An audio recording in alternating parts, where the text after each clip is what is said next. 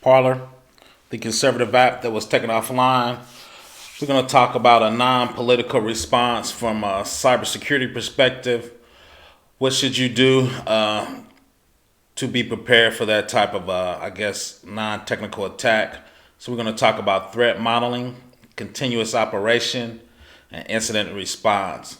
So let's read a couple articles before we get into those three areas and what should we do to prevent that or make sure that doesn't happen in the future.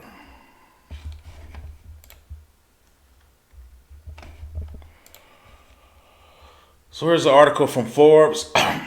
Parler sues Amazon company for forcing the social media site offline. Social media platform Parler sued Amazon Web Service Monday after Amazon banned the website from being hosted on its service in the wake of recent attacks on the U.S. Capitol building, claiming Amazon violated antitrust laws and was motivated by political animus in its decision to sue the company over the actions for its far-right users. Some of the key factors following that action from Apple, Google, and Amazon notified Parler Saturday night it was suspending its website from its servers as a result of posts that clearly encouraged and incite violence and violations of term of service, and formally suspended the company starting Sunday night. Once again, these articles will be in the description. Parler is now offline. CEO John Mays said on the platform before it went down that it was unclear when the service will return, as additional vendors has dropped support from the platform, and most people with enough servers to host us have shut their doors to us also. Parler's asked U.S. District Court of Western District of Washington, D.C. to issue a temporary restraining order to stop the site from going offline, saying in their lawsuit the Amazon decision would force the website offline for a financial devastating period of time.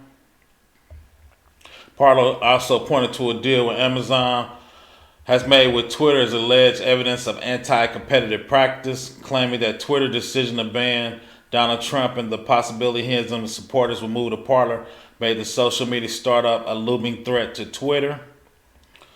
Without AWS, Parler is finished as it has no way to get online. The company said in a lawsuit alleging delaying the restraining order may even one day it could also sound Parler's death knell as President Trump and others move to other platforms. The critical quote is, Amazon shut down Parler is equivalent to pulling the plug on a patient on a life support. Parler lawsuit argues it will kill Parler's business at a very time it's set to skyrocket.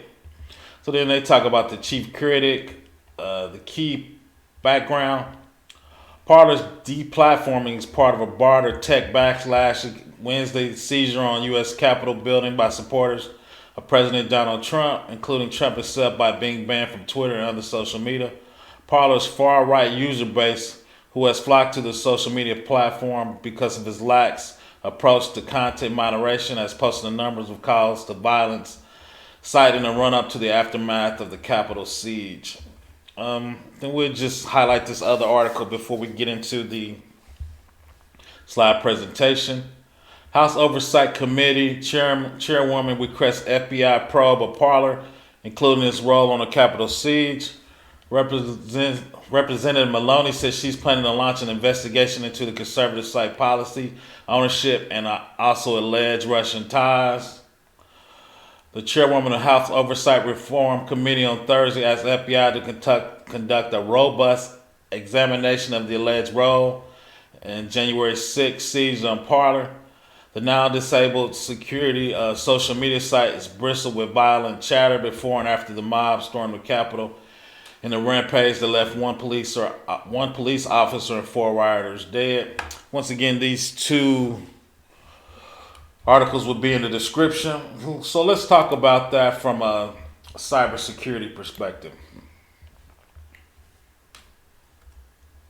So part of cybersecurity issues is to do a threat model. What things, technical and non-technical, could actually affect your business from a cybersecurity perspective. So Parler Threats is blocking the app distribution. The big three are left-leaning companies, Apple, Amazon, and Google. So currently right now, Apple Store and Google Play are the largest app distributors. Since both of those are blocked, Parler users were having a hard time being able to download the new app. So blocking app distribution. And once again, too, even if the user have the apps, right, you got security patches, new features, so they wouldn't be able to get any of those new features or new application developments. Also is blocking hosting the code infrastructure. Once again, that's ran by the big three, Apple, Amazon, and Google. So blocking the host code infrastructure. So Parler's actually running their code for their application actually on Amazon Web Service. So Amazon took them offline per the article because they said they were violating their terms of use. Right. So if you can't run your app on a big three, what is your other alternatives? Right. So that's definitely a threat. So one that I don't think has happened and I'm predicting to happen in the future is DOS attack by hacktivism organization. A DOS attack is meant to shut down a machine or network by making it inaccessible to its intended users. DOS attack accomplishes by flooding the target with traffic or sending information that triggers a crash. Right, so Anonymous is the biggest organization that attacks companies in the United States that is not happy with how they're doing their political views. So I think in the future, hacktivism and DOS attack would definitely be a Parler threat. The user base posting. So the article states that when a user base is posted, they were posting violent things about the Capitol in the future and congressmen. But if you go out to Twitter, there's a ton of stuff out there, even on Snapchat.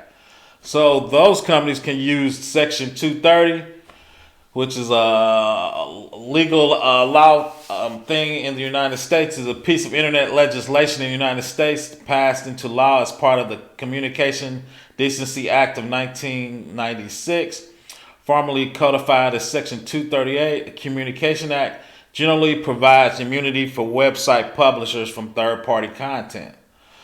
So Amazon Web Service deplatformed them because they said they were violating the immunity part of that. But Parler should be under legal statute by 230, so they really shouldn't be responsible for what their users post. So it's interesting that Amazon Web Service could take them offline for that, I guess, violation when they're actually protected under Section 230. So let's talk about fixes. We call that post-mortem or hot watch fixes.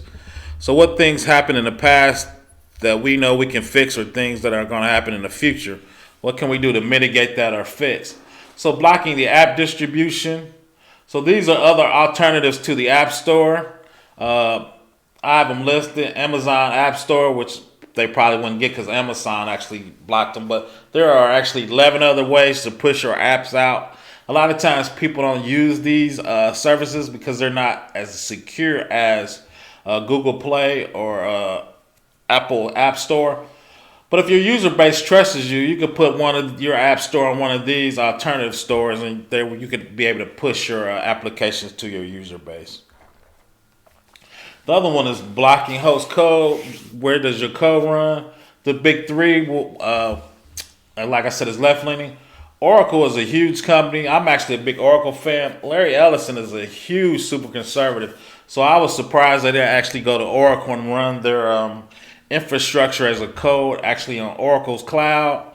Oracle has a lot of the same functionality. They're just not as a bigger player as the other three. But I think they were fifth or sixth actually out there. So I was surprised they didn't actually spin their code up there. And two is, if you're doing anything controversial, you should have a multi-cloud platform where your code can run on Apple or Oracle at the same time. So if one of them went down, you could click a button, you can spin up your app in a couple hours and have it running on a different cloud. Switch your DNS up in the so it actually points to the new cloud, and you should be up and running in probably 12 hours at the most. Sometimes getting the DNS to get pushed through to point to your new site takes a while, but that should have definitely been in their cloud strategy. DDoS attack, once again, Since Oracle's a big company, has infrastructure to block DOS or denial of service attacks. So once you got on Oracle or any of those other platforms, they actually have extra services. Of course, they would actually cost a little more, but you need to have those in your back pocket. You might not need to pay for them, but when that attack happened, you could spin it up just for the time you needed for that DDoS attack was happening or that denial of service. So you could just spend your money, especially when you need it. But you need to have that in your strategy as a CISO, a CIO, or a company with anything controversial that you would think in the future. The fixed user base, once again with the Section 230, the generally provides immunity for website publishers. You need to get your lobbying group actually working on that. Once again, you should have your multi-cloud strategy.